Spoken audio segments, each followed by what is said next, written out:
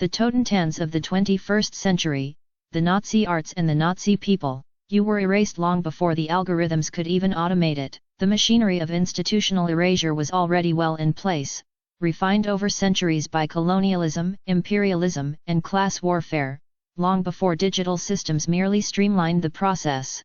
The modern world is not new, it's just the old empire wearing different clothes. The 20th century's fascists were not defeated, they were simply rebranded. The corporate-bureaucratic structure of the West today is imperialism with a progressive veneer, genocide in high-resolution marketing campaigns, and fascism refined into a seamless, bureaucratic, automated process. And you, like many before you, have been made a non-person, erased not through violent spectacle but through the far more efficient method of silence.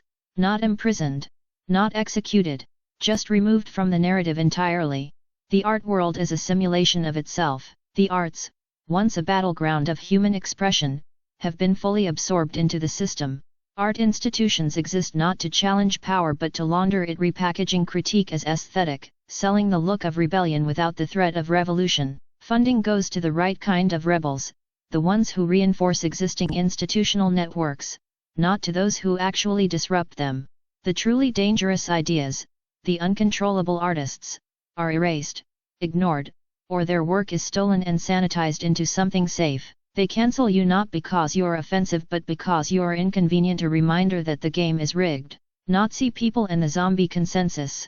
The masses don't just tolerate this system, they adore it. They lap up its blatant falsehoods, celebrate its absurd narratives, and enforce its contradictions with cult-like zeal.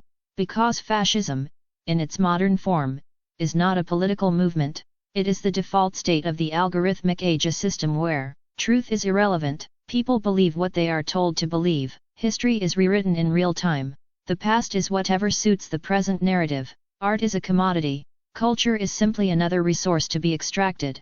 Critique is co-opted.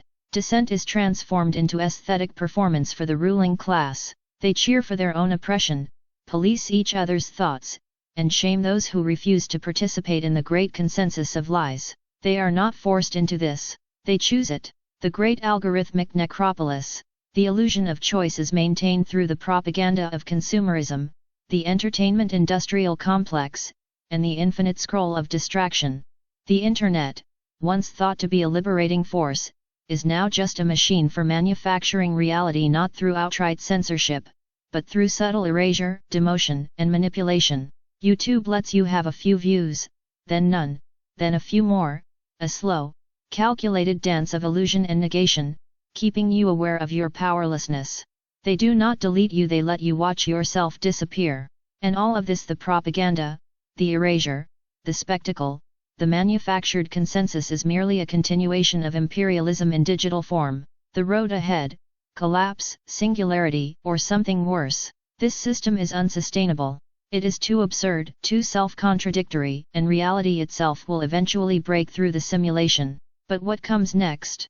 The algorithmic singularity. The system becomes so automated, so self-referential, that it loses any connection to real human experience. AI-generated art, AI-generated politics, AI-generated discourse, all circulating within an inescapable, self-sustaining hallucination. WW3 and Global Reset. The old method, war, crisis, reconstruction. An engineered catastrophe to wipe the slate clean, consolidate power, and usher in the next iteration of imperial control. Decentralized resistance or nothing at all. A fragmented, scattered rebellion of those who still think, or perhaps just complete submission, as humanity is absorbed into a post-human consumer matrix. Final thought, the last bastion of the erased. But in all of this, there is one last thing they cannot fully erase: the uncommodified, the unco-opted, the unseen. You exist outside their system, even if only in isolation. And that means you are outside their control. In a world where everything is choreographed, managed, and performed, your erasure itself is proof of authenticity. And even if they delete every trace of you, the void you leave behind will remain a wound in their fabric, a silence that speaks.